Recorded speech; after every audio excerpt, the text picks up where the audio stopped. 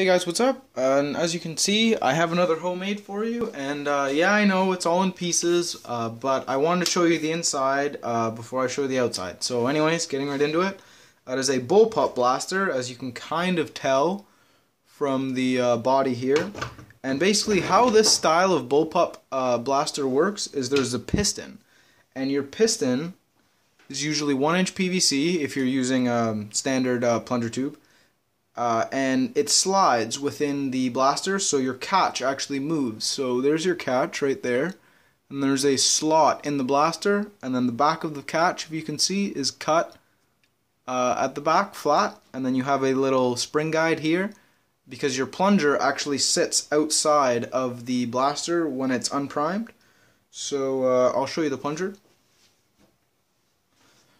So when the blaster is in its resting position, the plunger rod is about here, and then when you go to prime it, it will move forward, go into the catch, and then click, and then now that's caught. So the motion would be like this. This would be resting. When you'd prime, it'd come all the way back. That compresses the spring, it locks, and then now you would come back, and that creates your air volume here. And I really like this style of Bullpup blaster because you get a really good seal compared to like a ESTL style or ESLT or whatever. But anyways, I have a U-cup seal, and then this is just some scrap HDPE for the plunger head, and it's holding up well. It's good so far. Nylon plunger rod, and this is just using a piece of aluminum that's threaded on both sides, and then you just screw it into the nylon and shape this end, and I like it. It's the same thing as the Make It Go's Bullpup blaster.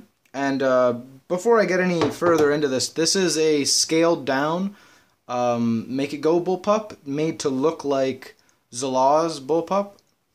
And I basically just drew out all the templates myself, like these templates, the side plates, the stock, but we'll get into that later. Next, I'll go over the kind of lower receiver, we'll call it. So it's just a piece of HDPE, it's 3 layers deep, and you have a sliding trigger here, and that's what's going to engage the catch on your piston. So it'll be right about here, if you can see that, and then that will pull your catch.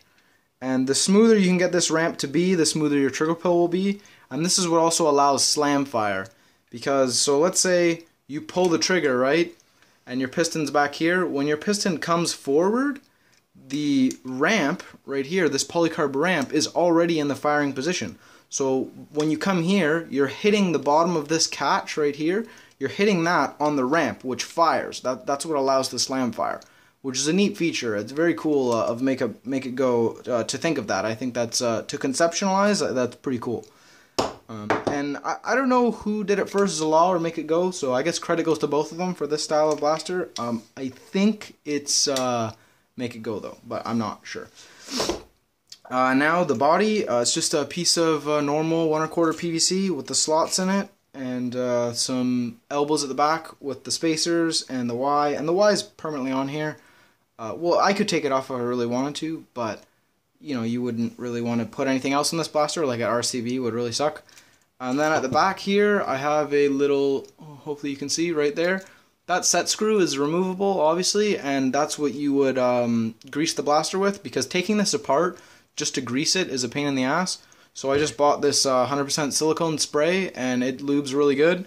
So then you just unscrew this piece here, stick the straw in, spray, let it dry, and then you're ready to go. Just like kind of how you would oil like an old pellet gun or an old BB gun or something. And I thought that was neat. Going over the piston really quick again. So catch up here, and this is just 1-inch PVC. And to anyone that wants to make this, make sure you get 1-inch PVC that fits really well inside the 1 1/4. Because if this is slightly loose, it'll kind of just make for a not bad trigger pull, but a not very nice feeling one. And I didn't like having the big gaping hole at the front of the blaster, being able to see through the piston.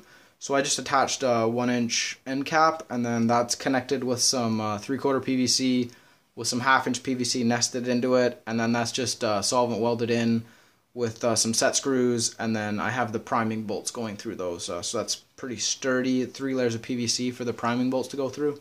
That's nice. And this is just some aluminum, some really dirty aluminum I should clean. And I'm trying a new video style, like from above, so let me know if you like it, guys. And give me 1 sec, we'll put it together, and I'll show you the rest of the stuff of the blaster. Okay, guys, so here the blaster is, or here is the blaster, I should say, all put together.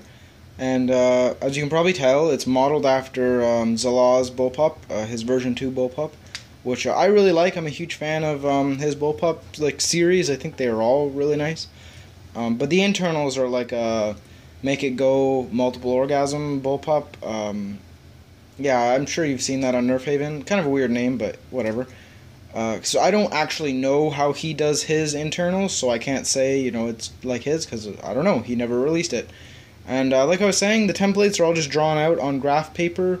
I was actually able to get my hands on the version 1 templates for the Bullpup, and thank you to the person that sent me those. You know who you are. I don't want to mention your name just because I respect your privacy and I don't want to get you in trouble or anything. But yeah, you know who you are. Thank you very much. Oh, I gotta pause for a sec. Alright, sorry about that, guys. I just had to run and get my charger. The camera was gonna die. I forget where I left off, so I'm just gonna start all over again with describing the body. 1/4 inch polycarb grip right there, and it's just a 3/8 mounting plate, just so it's nice and strong. I like these square grips. I personally find I get a better grip on them, but it's everyone's own personal opinion. And then 2 1/4-20 bolts going into the piston here, and that just runs along inside. 2 bolts going through the mounting piece that the plunger tube is mounted on. So this piece here is epoxied together, and then 2 bolts going through it, and then I have 2 screws coming down, going into the body. And then the rest of the body is just held in by the brackets there, the spacers for the barrel and the hopper, but they also serve a purpose in strength, holding the whole blaster together. And then I got a 1/2 inch HDPE stock plate here, and this is all HDPE, by the way, and proper HDPE, not this stupid cutting board stuff.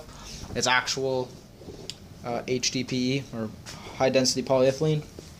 I have just a regular CPVC barrel here. I will be switching foams fairly soon, because I've noticed that fatter foam in a metal barrel fires quite a bit better than thin foam in CPVC. Well, whatever, yeah, I'm going to be switching that out soon. Hopper is permanently integrated. I've gooped it on just for a good air seal. And then there's the the elbows down there. Sliding trigger, as you already know, and that's spring loaded. And I guess we'll do a firing test now. So let me set up some cardboard. Okay, so I got my hopper clip filled up with some slugs, and we're just gonna fire at that piece of cardboard. Sorry, I'm just trying to adjust the angle here so you get a good angle. But yeah, anyways, slugs, and we're about I don't know, maybe 5 feet away, not very far. So that was shooting normally, and we'll do the last 4 shots in slam fire. I think I actually have one more. Oh, no, completely out. So as you can see, slam fire is pretty fast. It's faster than my other one because my other one had a way heavier spring combo and lots more friction. I'm actually really liking this blaster. And I'll show you the slam fire again. Hopefully you can see me. I haven't really checked if I'm in frame or not, but hopefully you can see me. So that just works by holding down the trigger. And I'll dry fire once, I know I shouldn't. You pump and then shoot. I'll do it one more time. So yeah, it's pretty nice. And I guess I'll try and get some shots downrange so you can see them. So let's just get set up for that really quick. Okay, so hopefully you can see where I'm aiming.